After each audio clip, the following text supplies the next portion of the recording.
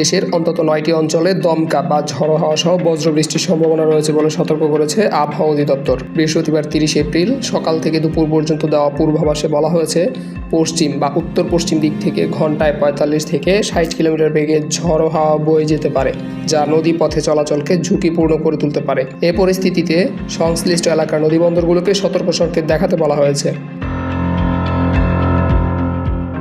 ভোর 5টা থেকে দুপুর 1টা পর্যন্ত দেশের অভ্যন্তরীণ নদীবন্দরগুলোর জন্য দেওয়া পূর্বাভাসে বলা হয়েছে, ময়মনসিংহ, খুলনা, বরিশাল, পটুয়াখালী, নোয়াখালী, কুমিল্লা, চট্টগ্রাম, কক্সবাজার এবং সিলেট অঞ্চলের উপর দিয়ে পশ্চিম বা উত্তর পশ্চিম দিক থেকে ঘন্টায় 45 থেকে 60 কিলোমিটার বেগে অস্থায়ীভাবে দমকা বা ঝড়ো হাওয়া সহ বৃষ্টি বা বজ্রবৃষ্টি হতে পারে। এ কারণে এসব এলাকার নদীবন্দরসমূহকে 1 নম্বর সতর্ক সংকেত দেখাতে বলা হয়েছে।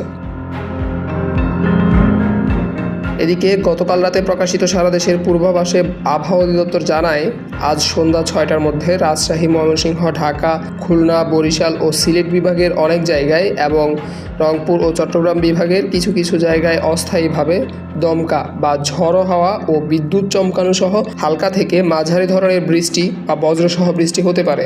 একই সঙ্গে ময়মনসিংহ, ঢাকা, বরিশাল, চট্টগ্রাম ও সিলেট বিভাগের কোথাও কোথাও মাঝারি ধরনের ভারী থেকে অতি ভারী বর্ষণ হতে পারে।